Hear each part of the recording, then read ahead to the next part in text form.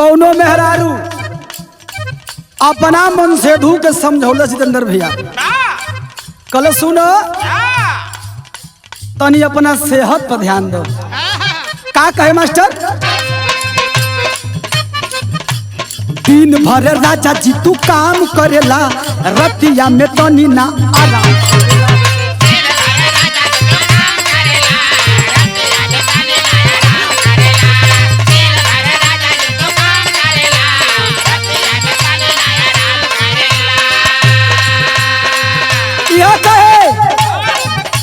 दिन भर राजा जी तू काम करेला, रतिया में तनी ना आराम करेला। इतना कमा के बोला कवना बयन के में तू धरबाए राजा।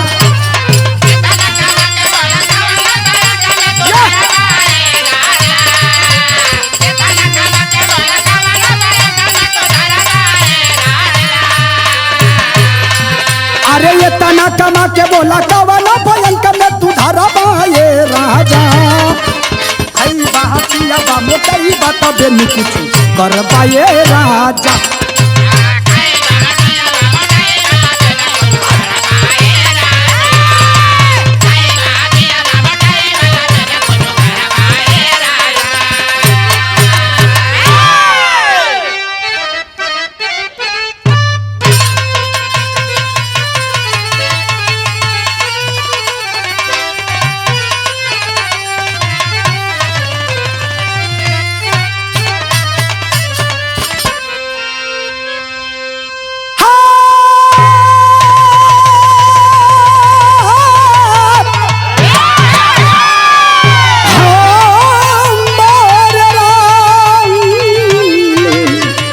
भोले बाबा जोगिया हो मोरे राम।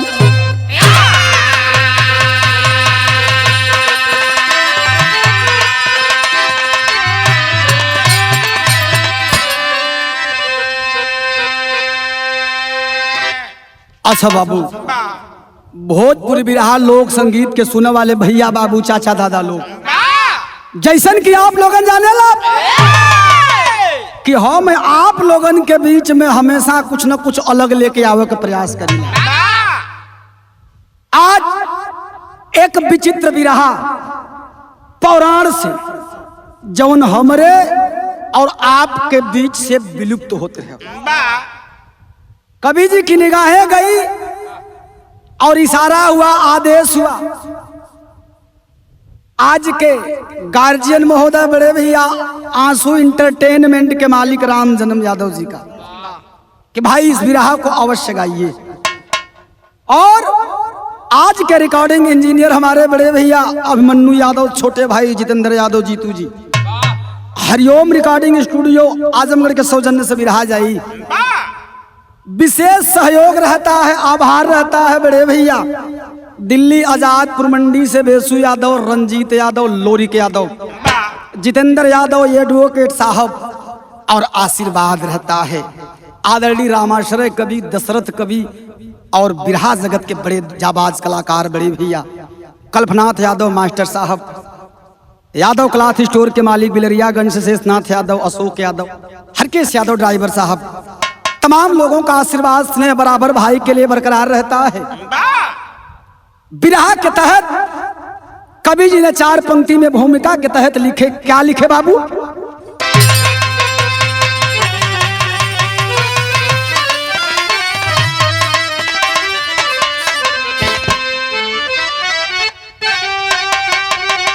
होती प्रबल हो नगारी जहां में, लिखा जो है किस्मत में होगा वही। मिटा दे भले कोई दुनिया की हस्ती, पर विधि का विधान तो बदलता नहीं। एक दिन कुंवारीपन में सियासा धवी, गौरी पूजन चली ले सुमन गाथ में।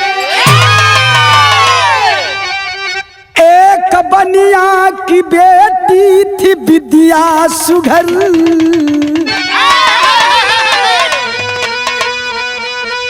प्रवीण भैया लाल सिया के रही साथ में।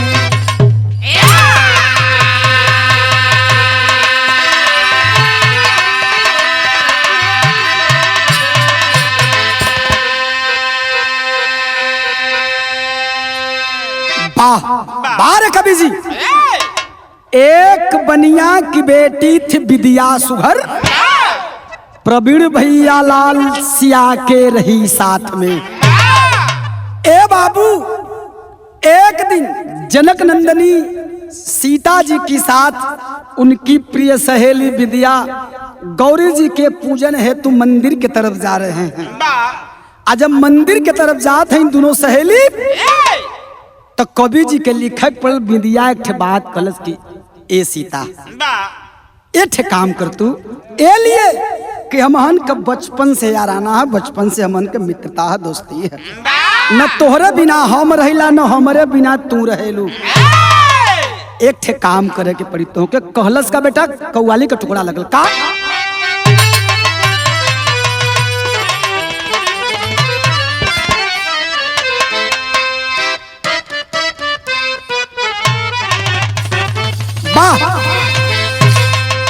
देखा ये सुषमा भारती, कौनो हमारी मतिन ईमानदार लड़का आ तोहरी मतिन गद्दार लड़की से ईमानदारी से कहलस, कान खोल के सुनला। कहलस का बाबू कि ऐसा पहली, अरे ऐसा पहली बार हुआ है,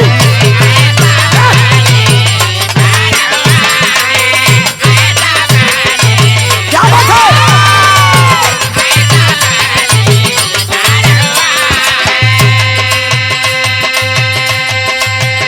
ऐसा पहली बार हुआ है,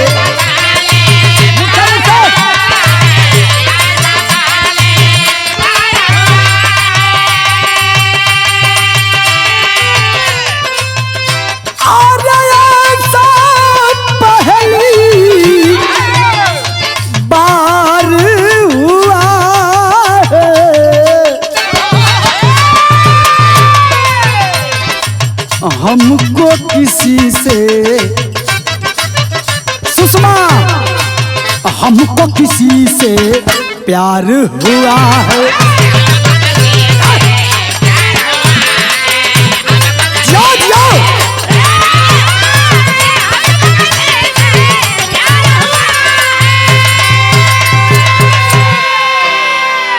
ई तो कव्वाली का टुकड़ा रहल। कवि जी बिरहा में लिखलन कि विद्या सहेली सीता जी से कहलस का, ए सखिए को काम कर का कहल बाबू कि पकड़ ले प्यार का, अरे पकड़ ले प्यार का हाथ रे सखिया,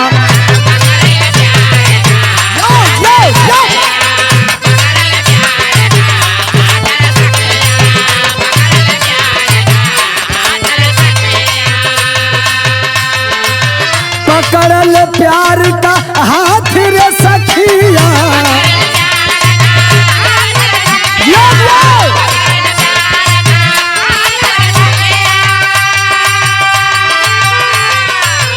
और पकड़ल प्यार का हाथ रे सखिया, अमर बना दे, अरे अमर बना दे साथ रे सखिया,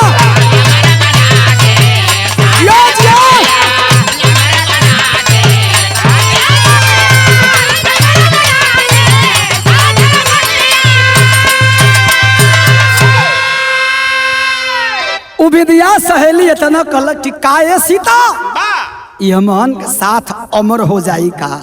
सीता जी मुस्किया के आगे चलली, लेकिन जब आगे बढ़ली तो कवि जी के नजम कलाएं लिखे कैसे भैया,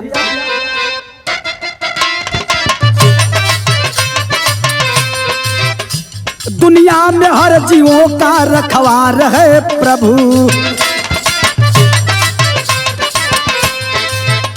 मझधार में पड़ी कश्ती का पतवार है प्रभु।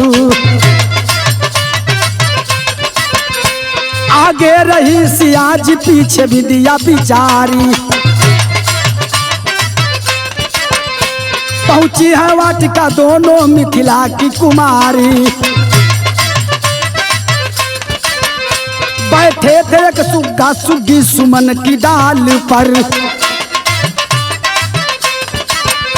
सुगिया से बोला सुगना मन में विचार कर। रघुवर के साथ होगी सीता की सगाई, पाएगी कोढ़ी बर विद्या बात सुनाई। सुगना की बात सुन विद्या चिंता में खो गई। कुछ वक्त बीता जब वो शादी योग्य हो गई।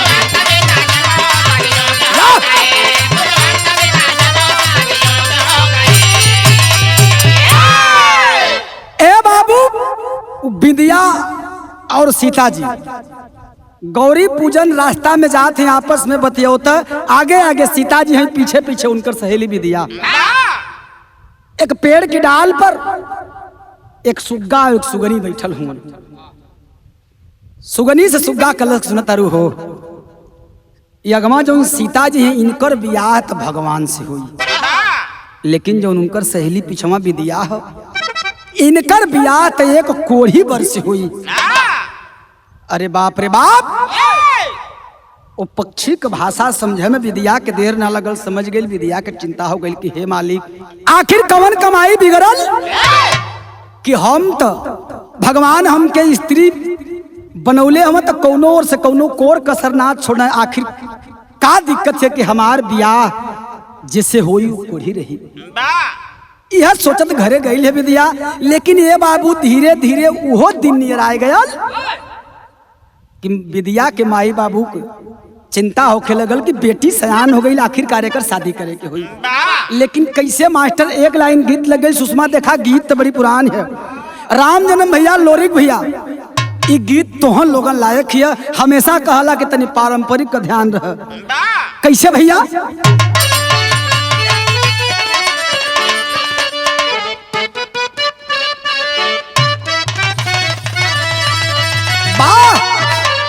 वह गीत है कि गोरी तोरी, अरे गोरी तोरी मुस्की चवनिया रे,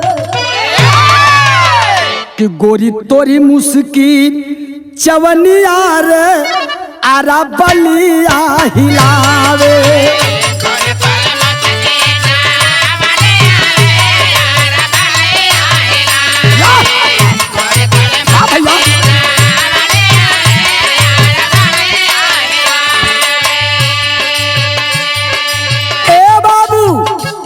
विद्या सयानी हो गई, माई बाबू के चिंता हो गई कि बेटी का बियाह करे के हो।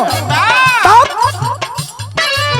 सोचल बाप मतारी हो, सोचल बाप महतारी हो, बेटी विद्या कुंवारी।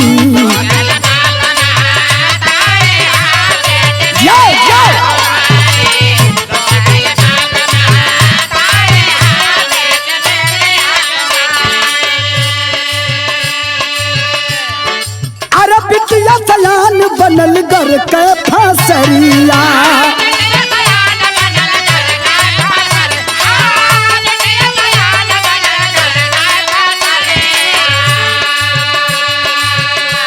ए बाबू तब से अब ले दुनिया में कोई ऐसा व्यक्ति नहीं हुआ जो उन बेटी का बोझा के पारे पर ढोले हो भैया। कवि जी लिखत हम बिटिया सयान बनल घर के फसरिया, बोझा भारी सिरवा के बनली बावरिया।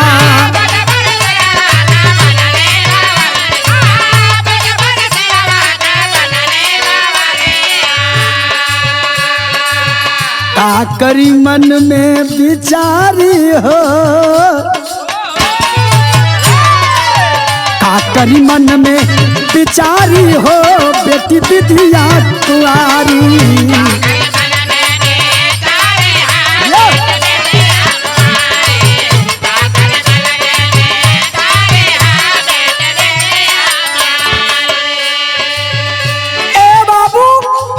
बढ़िया साहित्य देख के विद्या का बाबू विद्या का भाई दोनों लोग दुई दिशा में निकलने घर बर खोजे बदे। कैसे? अरे भाई बाप बर खोजे चलल दुई ओरिया,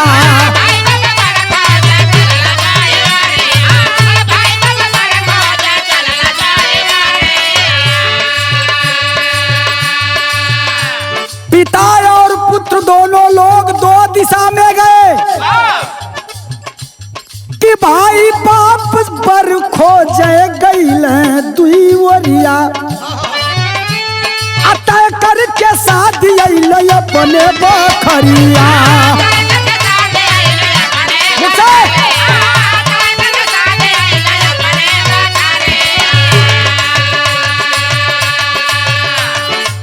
खुशियाँ मनावे दुआरियो, खुशियाँ मनावे दुआरी हो, बेटी विद्या कुंवारी।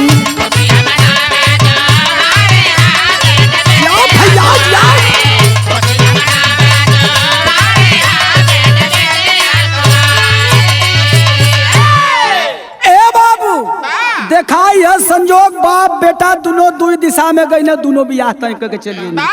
एक ठे बेटी है, दू ठे दुल्हा खोज के आ गई ना। शायद एक दिन एक पताई रोक के अपने घरे चलिए ना। आज जब रोक के अला अपन अपन बात परिवार में कहत हूँ, चिंता बढ़ गई। अरे एक बेटी आ दू ठे बर, कवि जी के लिखक बल गीत बदल बाबू।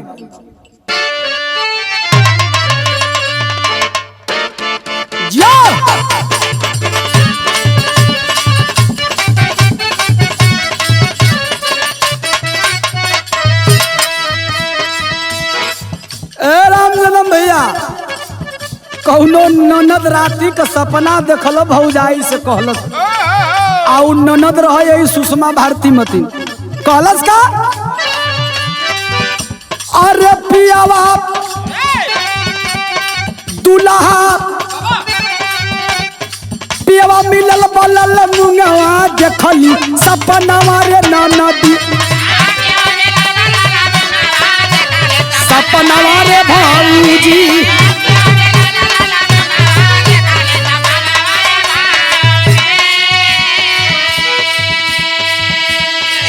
गीत कलाई रहल कवि जी बिरहा में लिखत हो, परिवार में चिंता हो गई कि एक बेटी है दू जगह बियाह तो भले आखिर होई का लिखल भैया कि ये कही, अरे ये कही त ये कही कली पे दुई भावा रवा के बनी सजनावा ये भैया। भैया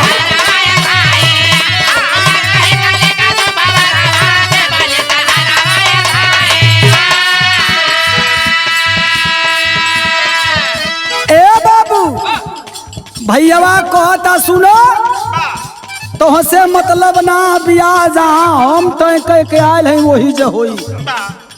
बाबू झरझर झरझर रोवत हम कि हमरे मर्यादा का ख्याल ना हो। कैसे? खोजा जवन पर भाई शादी यार चावा,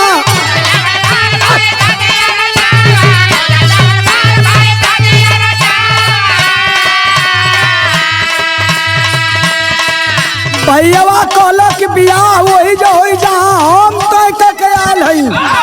तब अरे खोजा जवन पर भाई सदिया रचावा, अब बाबूजी के पगड़ी में दाग न लगावा।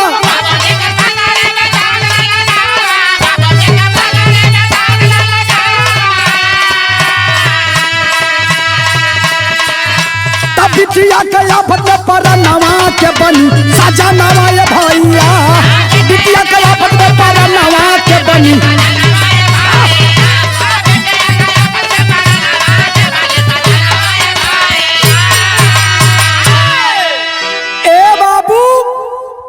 तकरार हो थे बाप कहत हम बाबू कहत हम कि हम जहाँ बियाह तो कोई के आयल है ई हमार बेटी है बियाह वही जुकिया होई ओहर भैया कहत कि तोहार बेटी है तो हमार बहिन है जहाँ बियाह तो कैले है वही जो होई। आखिरकार केहू सट्टा लगन बियाह फेरलस ना वो मौका वाला दिन आयल दोनों बारात गाजा बाजा ले द्वारे पर द्वार पूजा ले वो बदे खड़ी हो गई। कवि जी के टेरी में लिखा को भैल का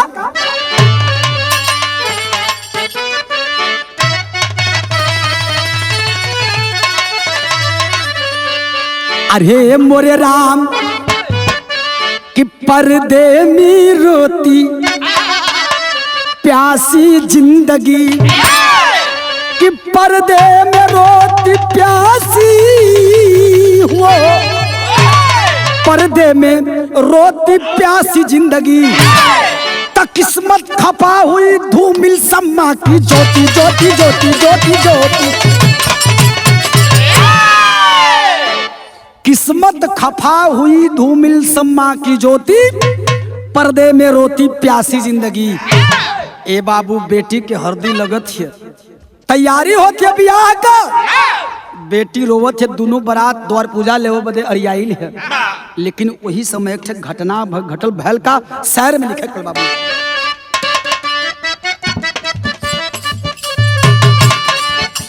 घटना का घटल कि असवार गरुड़ पर विष्णु जी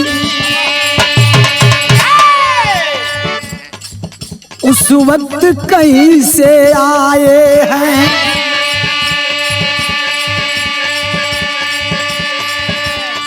कि देखा दृश्य गरुड़ देव विष्णु से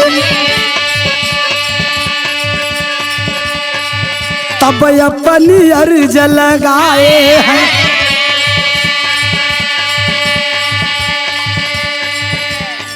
कि दो बारात मिथिला में प्रभुवर एक मंडप देत दिखाई है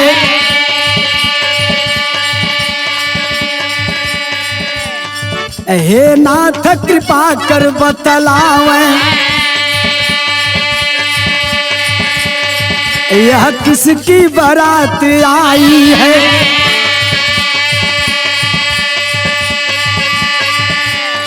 कि बोले विष्णु विद्या ब्याहन को ये दोनों दुल्हा आए हैं पर होगी शादी नहीं किसी से सेहरा व्यर्थ बनाए हैं।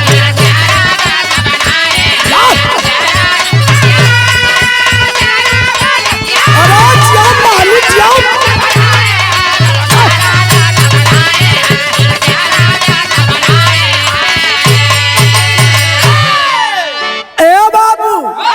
आकाश मार्ग से गरुड़ पर सवार हो के विष्णु जी वही डहर से जात रहो गरुड़ देवता पूछल कि ये प्रभु एक मंडप आ दुठ बारात और आयल है के करे दुआरे आयल है बतौले कि बनिया के दुआरे बारात आयल है एक बेटी है विद्या वही के बियाह खातिर दोनों दुल्हा दोनों बारात साज के आयल हूँ लेकिन यह संजोग हो कि वो बेटी के बियाह दोनों में से कौनो का ना होई। गरुड़ जी चिंता में हो गए कि आखिर काहे ना होई एक बेटी दू बारात आइल है एगो के ना तो एगो के साथे तो होखई के चाहिए काहे ना होई तो बाबू गीत लग गई गीत का लगल विष्णु जी समझावत हम गरुड़ देव के कौन गीत बाबू फिल्म का गीत है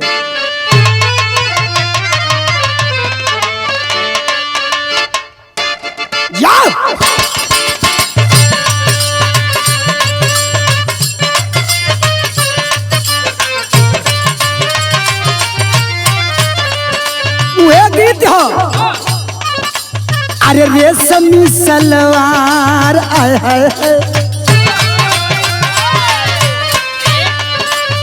रेशमी सलवार कुर्ता जाली का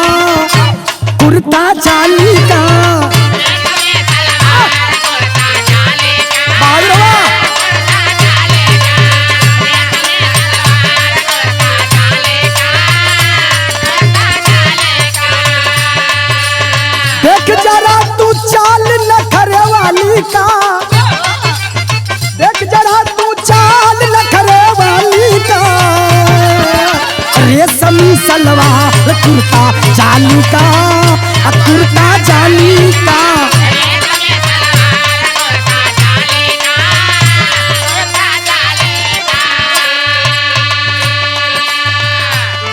गीत का लाइन हो कवि जी बिरहा में भाव लिखत हम विष्णु जी गरुड़ देव के समझावत हो का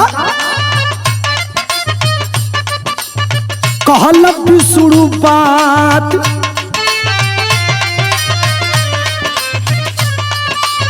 कहल विष्णु बात गरुड़ ज्ञानी से, गरुड़ ज्ञानी से।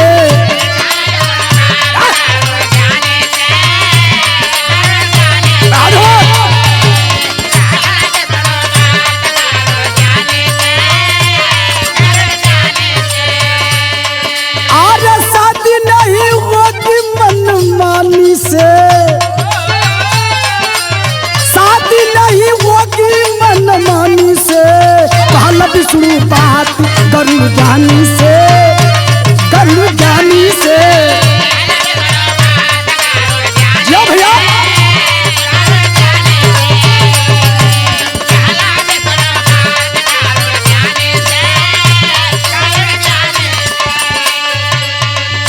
ए गरुड़ जी जवन दोनों दूल्हा आयल वही नहन से बियाह ना हो बियाहवा कैसे होई कहला का बिटिया के शादी एक कोढ़िया से होई।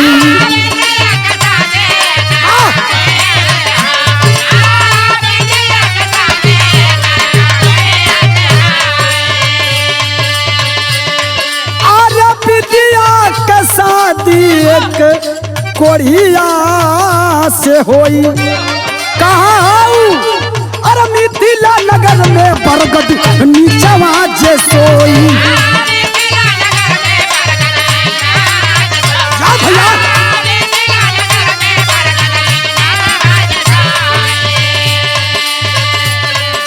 करत भजनिया ना तारा मनामी से, करत भजनिया ना तारा मनामी से। बोल विष्णु बात गरुड़ ज्ञानी से, गरुड़ ज्ञानी से।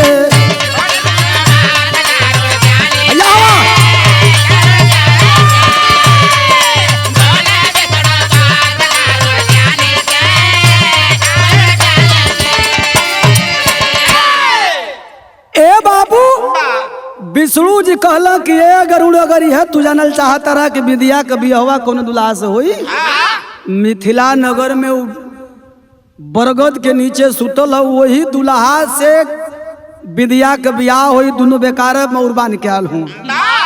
गरुड़ देव के चिंता हो गई कि अरे बाप रे बाप उतनी सुघर बनिया के बेटी विद्या कोढ़िया से बियाह। ए बाबू गरुड़ जी के बात पचत ना है। कवि जी के लिखे पर भाव बदल गया बाबू।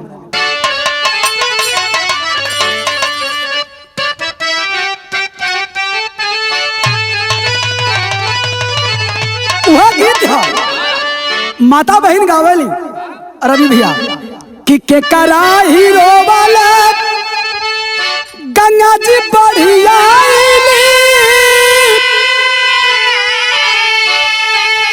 के करा हीरो वाले जामुनवा हो।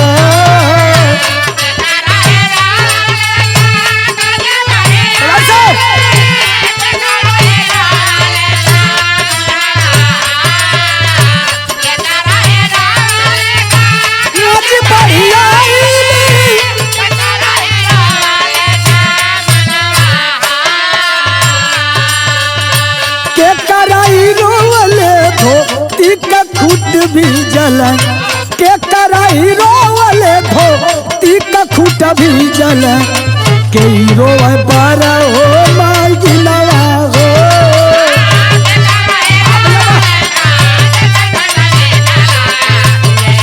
तारा हो माई गिलवा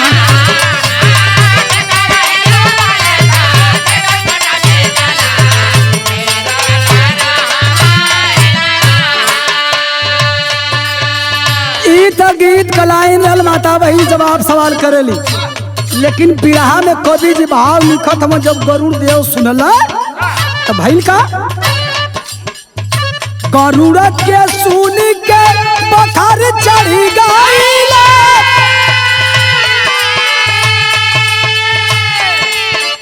सिरवा पे धाई हाथ हो, बखर चढ़ी गईल।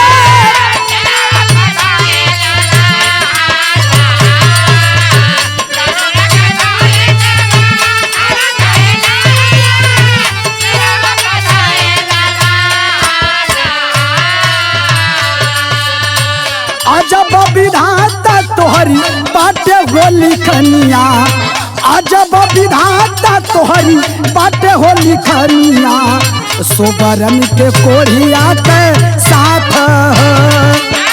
अजब विधाता तोहरी गजब लिखनिया,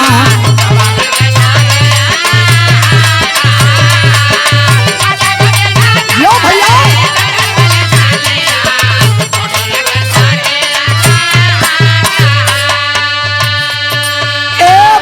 गरुड़ देव चिंता में परेशान हो के रे बाप, हे मालिक तोहार का विडम्बना हो कि एक सुघर सागर लड़की का बियाह एक कोढ़ी से होकर जाता है।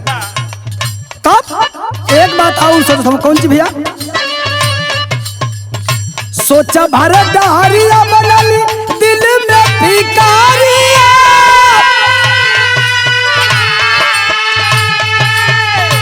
दुनिया में होला भारी पाप, दिल में भिखारिया।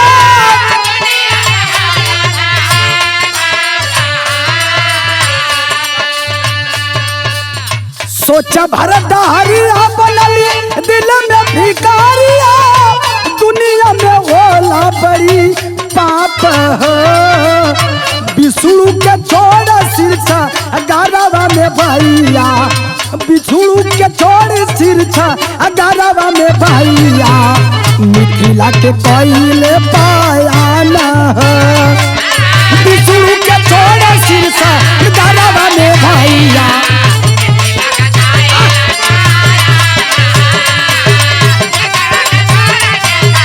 गारवा में भैया।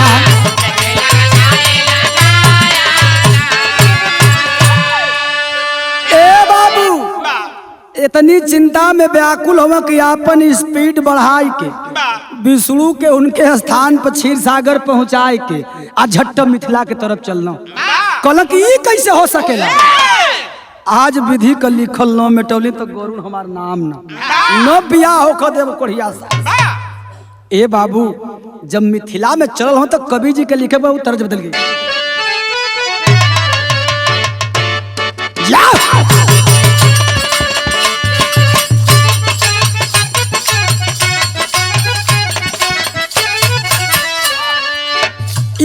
गीत है रामनंदन भैया, मनोज भैया, बेसु भैया, कौनो मन से दू घर से रिसिया के निकल हर रात भर ना आयल। बिहाने मेहरारू बगल वाली से कल सुनत हो का कहे कि फेंक दिया लथारिया,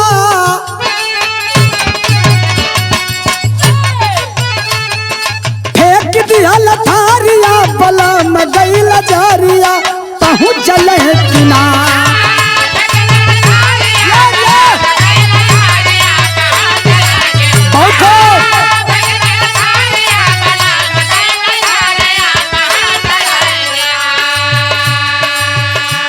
अरे फेंक दिया लथारिया, बल में गई लजारिया, पहुँच चले किनार। उठ ही में लगारिया, पहुँच चले किनार।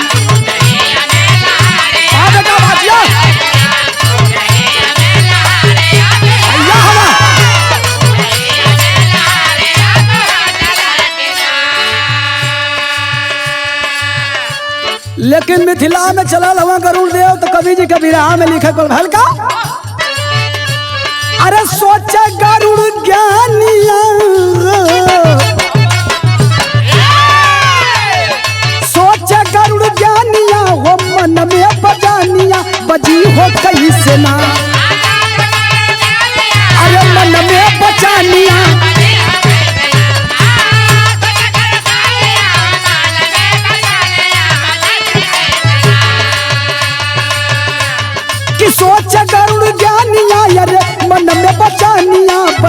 कैसे ना, बिना बांस के बसूरिया बजी हो कैसे ना।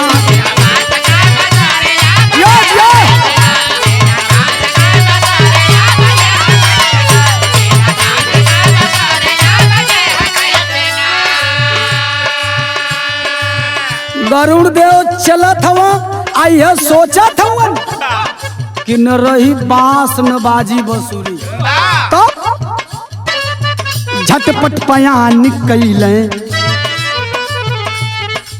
झटपट पयान कैले मिथिला नगरिया,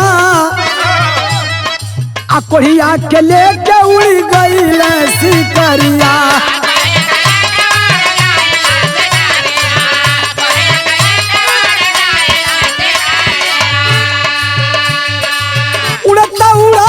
पहुँचे भोला की नगरिया बची हो कैसे ना, भोला की नगरिया बची हो कैसे ना।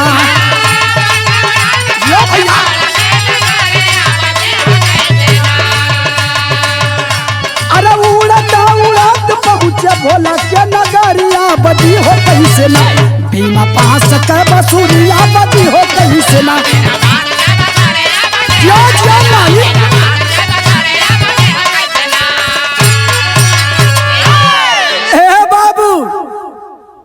पहुँचल मिथिला में कोढ़िया कोई बरगद के नीचे से उठौल आ लेके सनकलन सनकलन तो जाए के कैलाश पर्वत पर भगवान शंकर के दुआरे ढाई देना, कहल रहत तोहार बियाह ही तो मौके न दे। ए बाबू कैलाश पर्वत पर रख के कोढ़िया के अब सोचत हम अब का करी, तो ले कवि जी के लिखे पड़ल। का लिखे पड़ल बाबू?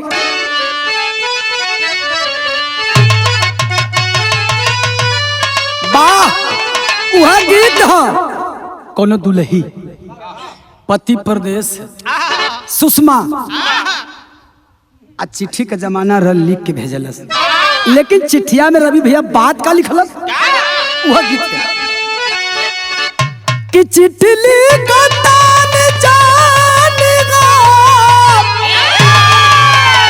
इतार पालमू यही में भेजतानी तुम्हा दिल के प्यार बालमू यही में भेजतानी तुम्हा दिल के।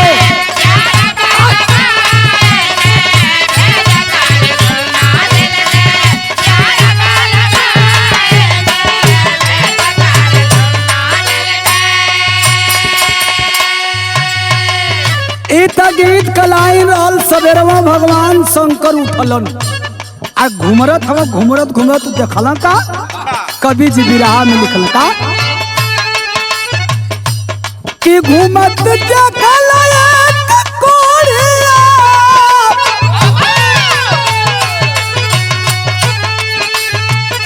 अरे घुमत देखल कोढ़िया देखाइल बाबिना चल के बदानिया सु खाइल बाबिना चल के बदानिया।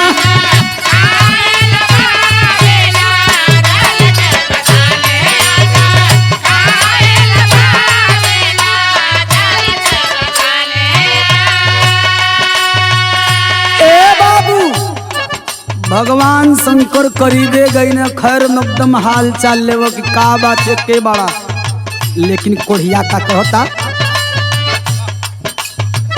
देखत कोढ़िया के बाबू बरसा नया नवा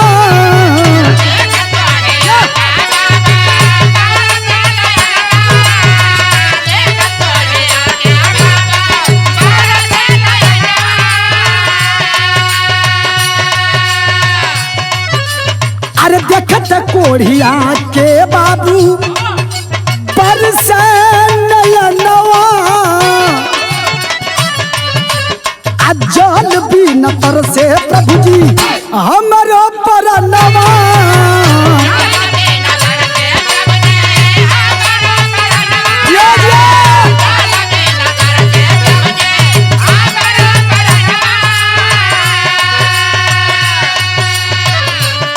काबी गरने कावन कमाई बा काबी गरने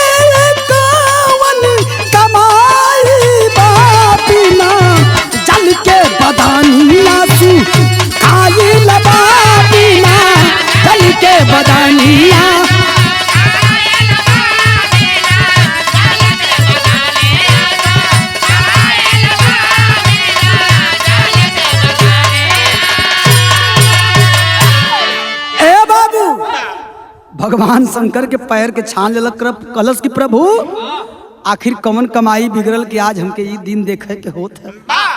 ए बाबू यहाँ का बात तैहरा छोड़ दा, भगवान शंकर से बतियावत हो। अब तनी बारात और चला ओहर का भल कवि जी के पहपट में लिखा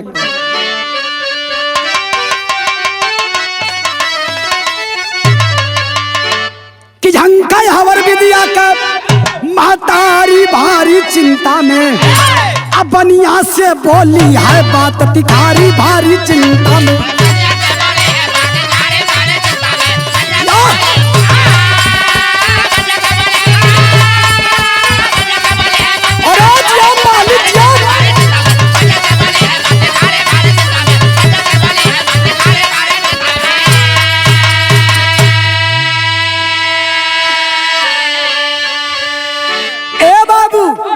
अब ने हर घरात पक्ष में यह तमाशा होता कि बिहवा कौन लइकवा से होई, लेकिन माई त माई होले और अर्धांगिनी अर्धांगिनी होती है। साथी विद्या के मतारी सोचत है कि हमार सुहाग हम विद्या के बाबू उनकर इज्जत हमरे सामने कैसे जाई।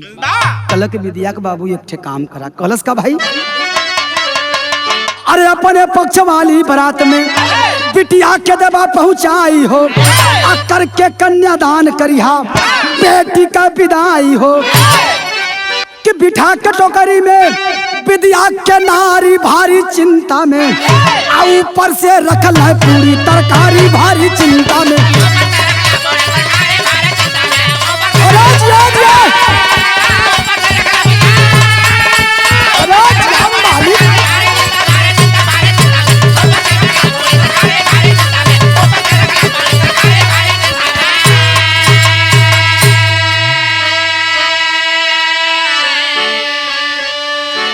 बाबू लइका तनी से बहरे निकलल अगुआ से राय ले तौले मतारी कहली कि एक काम करा हवा टोकरी ओई में टोकरी में बेटी के बैठाला।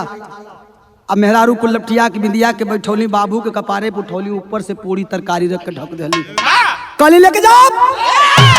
वही बारात में कन्यादान दे दिया, कन्यादान दे के बेटी के जैसे तैसे विदाई कर दिया। ए बाबू टोकरी में पूरी तरकारी ऊपर से रख के नीचे विदिया के बैठा के चलल हम वो बनिया महाराज। आज जब चलना तक कवि जी के लिखक बड़ आल्हा में भैल का बाबू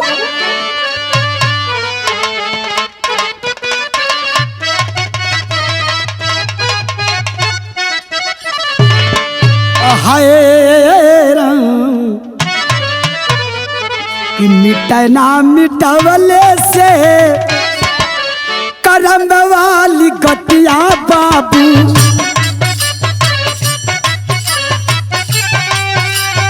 अरे होनी हो के रही जवन होनी हो जाए,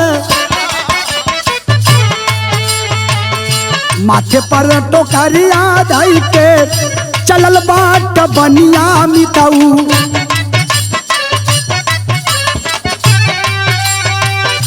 झटपट गरुड़ल हलन टोकरी उठाए, गए ही मगीर नाई कोढ़िया के पवल भैया, अरे बैठे एक कपरी पौहा मंडप सजाए। ए बाबू गरुड़ देव टोकरी में विदिया के बैठौले पूरी तरकारी के झपोला ले पहुँचल वहीं दिन। आज जब पहुँचलन जाए के पूछत हम अगल बगल के, रे भाई एक कोढ़ी के बैठा के गल लली, आखिर वो कहाँ गई? देखत हम निगाह पर एक ब्राह्मण के भेष में मंडप सजाए कोई बैठल है। तब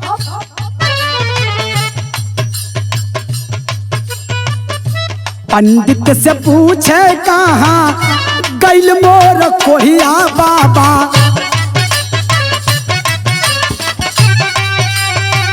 ब्राह्मण रूप का रूप ब्रह्मा दिखलाय,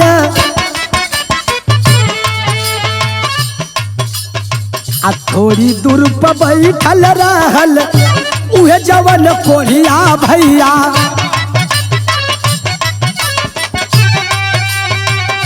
सोबरन शरीरिया हो सोबरन शरीरिया हो गैल रहल पाय, असली रूप में ब्रह्मा आइल कहला का गरुड़ देव के खोजे तर कोढ़िया के जा देखा का बैठल हो। लेकिन जब गरुड़ देव पहुंचल देखल तो एकदम सुंदर नौजवान के रूप में हो कोढ़ी बैठा है। तब कवि जी के लिखे पर का सगरो हवलिया तब तवल ब्रह्मा जी से भैया अरे टोकरी से बाला के निकलल घर साय। ब्रह्मा जी से कहले प्रभु कोई कोढ़िया से बियावा करे बदे लिया है टोकरिया में लड़किया बैठोले। जब निकलल तो कंगना कलाई सो है तन पर हर दिया पंचो अरे दिए नौजवान साथे सदिया रचाय। ए बाबू नौजवान के रूप में वह कोढ़ी बैठा है। सारे रस्मों रीति रिवाज के साथ उस कोढ़िया नामक व्यक्ति से जो आज सुवर्ण बदन को प्राप्त कर चुका था विद्या की शादी हुई और तीनों देव लोग मिलकर के आशीर्वाद दे रहे हैं। कवि जी का लिखा पलका दोनों के लेके आए गरुड़ बाल करिया भैया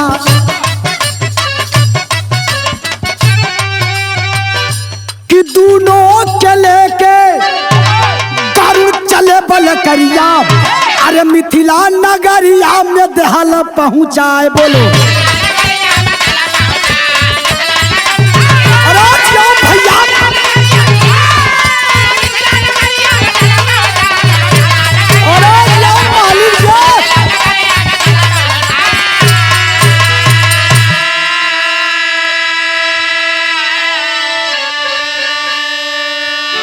बियाह कराए के दुल्हा और विद्या बेटी के गरुड़ देव लिया के मिथिला नगर में रख दल। कहल काम करो तब बेटी रही है अब विवाहित हो गई बहू हो गई तो हम लोग अपन अपन घर देखो।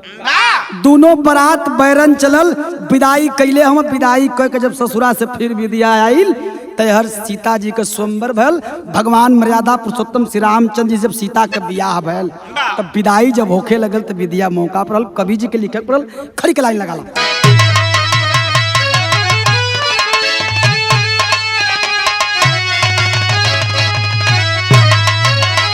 कि हुई सगाई रघुवर साथ में सीता सुंदरी तबन के चलल दुल्हनिया अवध के नगरी। भैया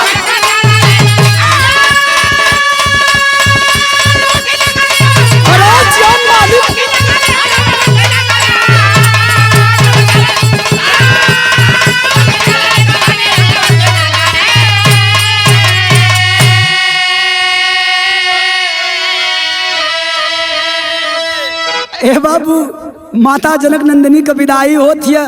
विद्या गिलास का पानी लेके डोली कहरन के साथे 10 कदम गई पानी पियावे बदे। कवि जी लिखला का कि विद्या सहेली वाला नतवा निभावली चलती की बेर उतम पानी पियावली।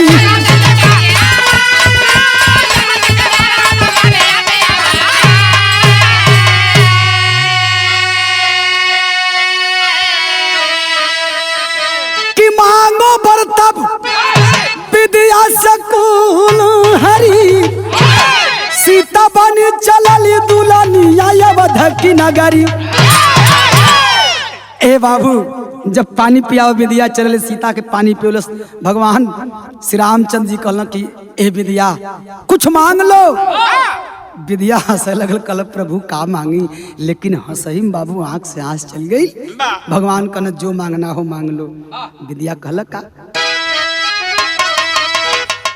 कि भगवान से विद्या अरे भगवान से विद्या आ मांगेली वरदनवा सीता जी का साथ चाहिए अगला जन्म।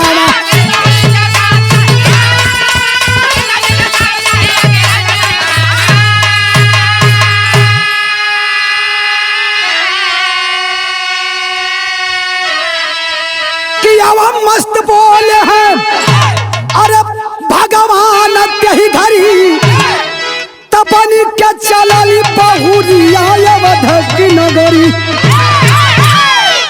ए बाबू, जैसे है सीता के पानी पियावत है विद्या, भगवान मुस्कियाए कल की विद्या कुछ मांग लो।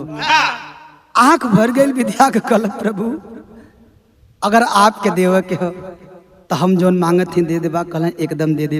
विद्या मंगला का विनोद भैया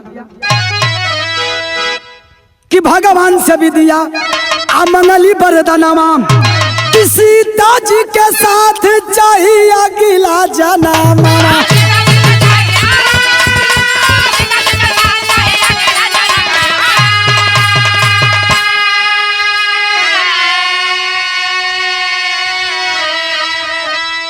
कलश की एस प्रभु, बचपन से हम दोनों सहेली एक साथ रही, आप तो करतार हवा, अगर आपके देवे के हो यह देदा कि अगला जन्म भी हमार सीता को एक सहेली के रूप में होकर।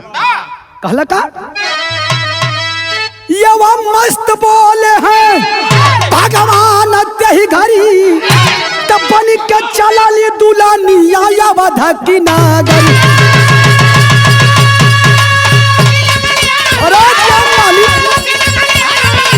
क्या बात है?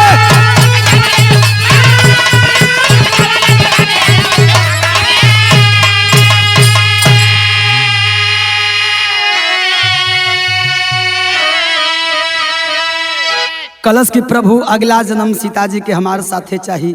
मुस्कियाए के भगवान कहले एवं मस्त। वो अवसर आयल कब? आखिरी लाइन में कवि लिखल कि द्वापर युग में सीता अब पौली राधा के अवतार हो, ललिता बन के विद्या पौली सहेली का प्यार हो।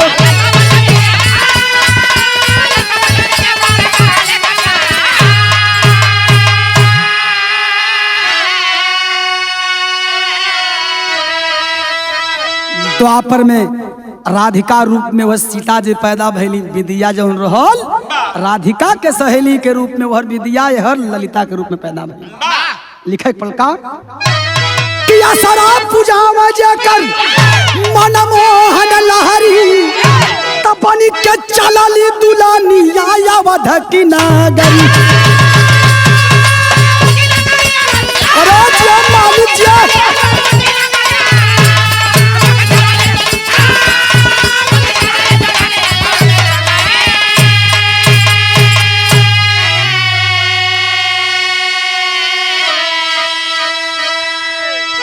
बिरहा के सुने वाले भैया बाबू चाचा दादा लोग, ये हमारा आज का बिरहा रहल।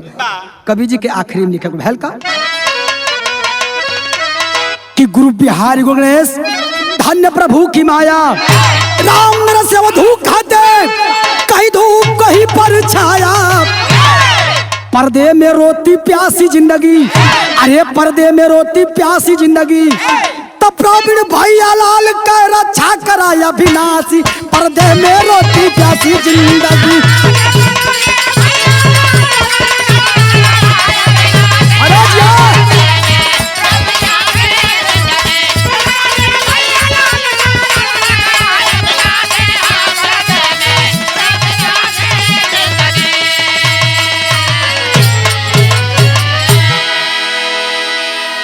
बहुत बहुत धन्यवाद साथियों।